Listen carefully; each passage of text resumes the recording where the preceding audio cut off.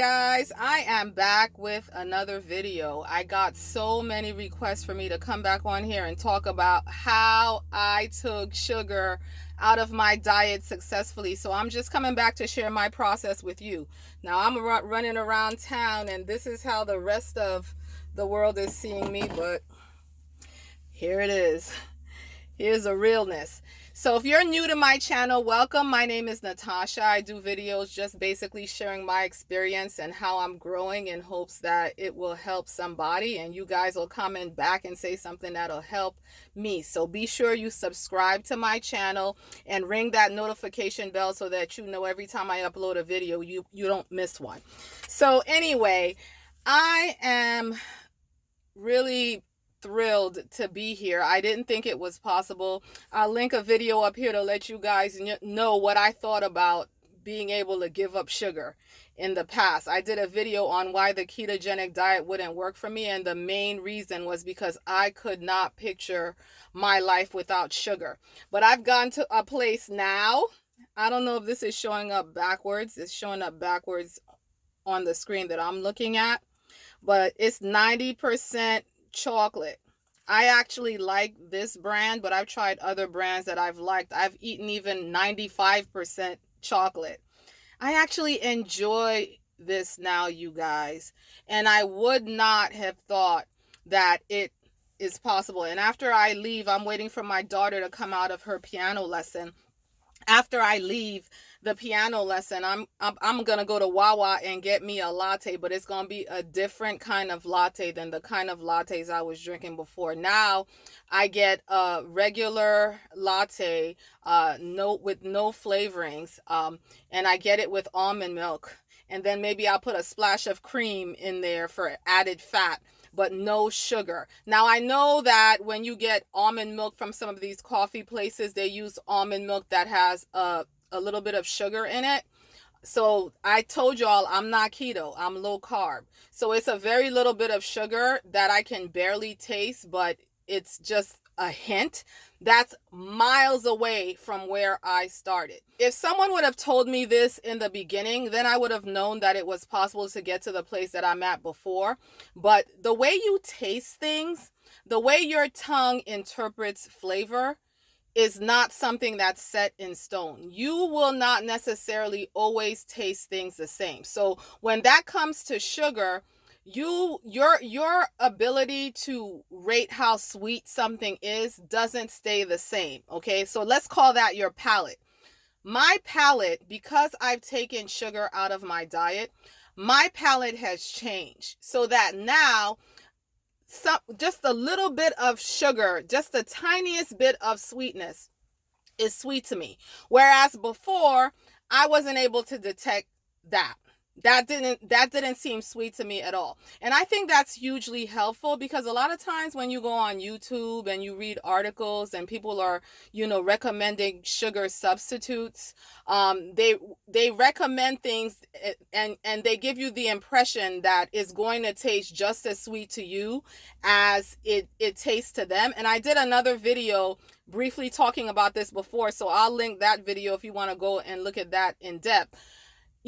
But the truth is, because your palate, and before I did this, my palate, it took so much sugar for me to think something was sweet that all those sugar substitutes, none of them tasted sweet to me. And it was really, really, really discouraging. So right off the bat, my tip, or the thing that I discovered through this process, a process that's taken me about a year to reach, is that, it takes time. And, it's not you drop sugar cold turkey and boom, all of a sudden, you go to the store and this tastes good to you. Literally by reducing how much sugar I was consuming, my palate actually changed. Okay. And this is why I've gone to the place where this is enjoyable. When I go and get that latte, that's going to be just as rewarding to me. And I've come to even think that it's even more rewarding than when I used to go up in Wawa and order a dulce de leche latte and ask them for extra syrup. If I order a dulce de leche latte right now with whipped cream and everything on it, just the way it comes, it tastes sickly sweet to me now. Okay, but I would ask for extra syrup. And depending on who was at the pump, I don't even think I could swallow how sweet that would taste to me right now. So that's one thing that, you should be encouraged about. You can do this. You can do this. If you stick this through, your palate will change and you will be able to go forward and enjoy life without sugar. So, watching all those videos, I went and I purchased all these sugar substitutes, stevia. Oh my gosh, it had this bitter aftertaste that I couldn't tolerate at all. I tried erythritol by itself, and it has what they describe as a cooling flavor on your tongue, a numbing effect on your tongue. I don't know how to describe it. The only way I can describe it is that it initially tasted sweet to me, but it's like the sweetness wore away almost as soon as it went in my mouth. The sweetness wore away, so it wasn't a satisfying sweetness, if that makes sense. I tried xylitol. That just tasted bitter to me. That didn't even taste like sugar. It wasn't really and so when all of that happened to me, I decided that I was just going to go cold turkey. I was just going to not have any sugar, in my beverages at all. And then I felt kind of depressed about that. I felt kind of, deprived. And, that's the thing that I always wrestle with. I want to get the results that I want to get, but I don't want to live a life that feels deprived, because I'm the kind of person that I'll be at my child's birthday and they'll be eating the birthday cake that I made and I'll be in some kind of funky mood. I'll be crabby, even resentful that I had to make the cake.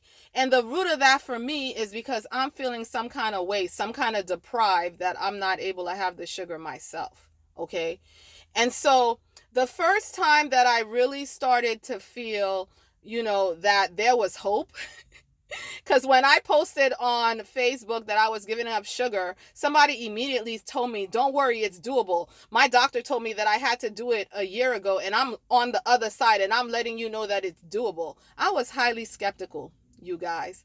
But the first time I experienced hope, I was in Starbucks.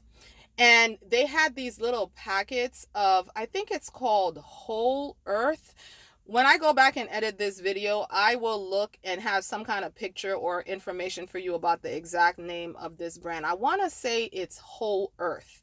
Okay, these little packets of sugar substitute made of stevia and erythritol blend. Okay, and that's the key, you guys, that blending some of these sweeteners together, they kind of offset each other, and that kind of helps. And so what I did was I had ordered tea. Okay, and I put the packet in the tea, and for the first time ever, I thought to myself, okay, this ain't sweet, but I could live with this. Okay, I could live with this. And that was the first time that I thought that. Okay, but a lot of this process for me was really mental. Okay, I had to come to understand that, food in general, not just sugar. I had a lot of associations with food that had more to do. And there's a truck. Am I in their way? I'm over here parked in front of somebody's house. I hope I'm not in their way to try to get the garbage. I don't think I am. But I'm sure they'll tell me to move if I am. But sorry if you can hear that.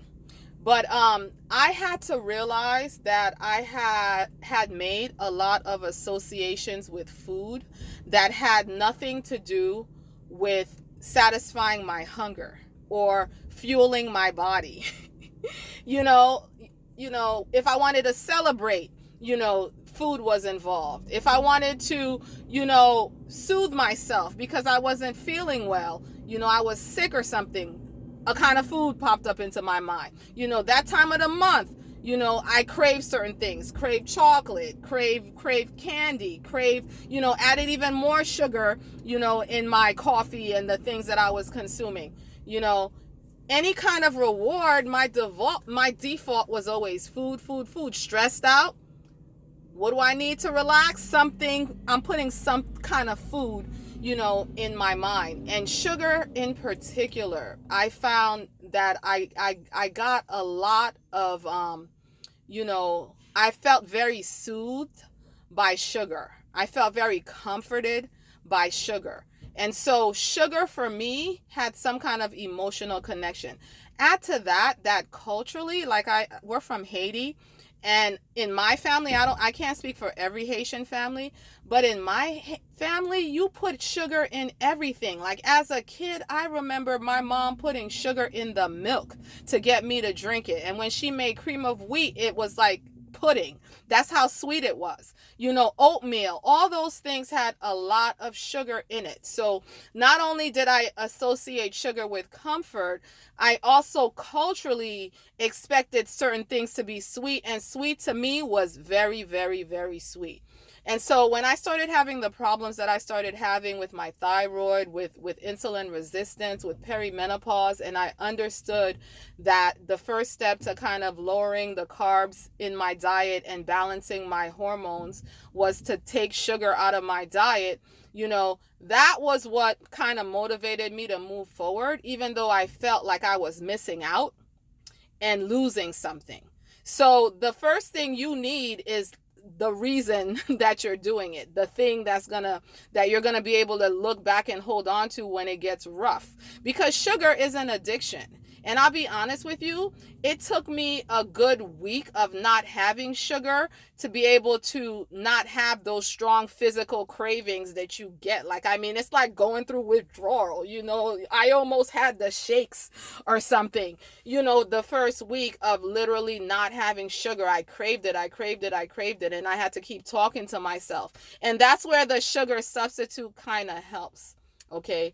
It kind of helps. I'll say it kind of helps because it still gives you that sugar taste that still kind of makes you want to still pursue sugar and want to have sugar, but at least it's not spiking your insulin and it's not affecting your hormones in the same way, okay? And so that was the first step. So when I get my cravings, the first thing I ask myself is what's going on. I kind of take stock. What's going on with me? What's going on around me? Why am I having this strong urge to do this? And if it's a celebration, I may make the conscious choice that I'm gonna have sugar. So, I've taken sugar out of my diet, but I'm not saying that I never have sugar. I do. Matter of fact, this weekend I had some. You know what I'm saying? It's just not an everyday, daily, weekly, even at times monthly part of my life. It's a conscious choice that I'm making to kind of keep things level, and it's working well for me. But I don't think sugar, is this terrible thing that I'm never going to have. I just only need to have a little, if that makes sense. Let's recap a little bit. So how did I do this? Well, first of all, I got rid of the worst offenders first. Things like sugar, things like refined white sugar, maple syrup, honey. I just dropped all of those things cold turkey. Okay. And then I went on to use the sugar substitute that I found helpful. And I recommend looking for some kind of blend that might offset any kind of bitter aftertaste or that numbing effect that they talk about. I use that as a crutch to kind of fool my mind into thinking that I was still getting sweetness to help me kind of cope emotionally with the fact that, I was missing that flavor in my diet. And, as I said before, it takes a good week for your body to stop hammering on you really strong to give it that sweetness. Okay, so I used that as a crutch, for a while until more and more I could begin to choose to try to have certain things without sugar in it at all.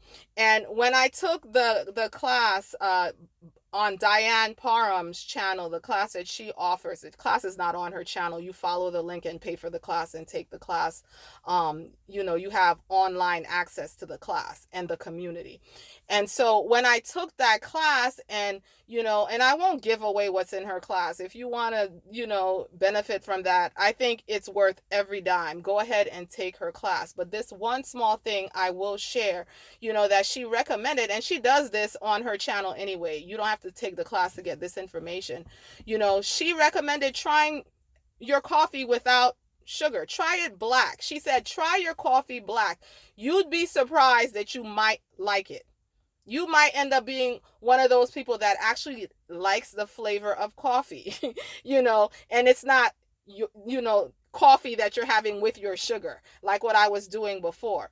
And so I trusted her enough because of all the success that I've been having with following the advice that she gave, that even though I had tried coffee without sugar before and I didn't like it, I tried it again with an open mind, and I found that I actually liked it. The coffee didn't change, but my mentality that it was going to be gross changed. Like, I shifted my expectation that I wasn't going to like it, and I said, let me try this with an open mind. And then I tasted it, and then I discovered, wait a minute, I think I like this. Now, every coffee is not created equal. You might have to play around and try different coffees. I think if I had tried dark roast, if I had gone to Starbucks and ordered one of their coffee, I don't know, you guys. I don't know if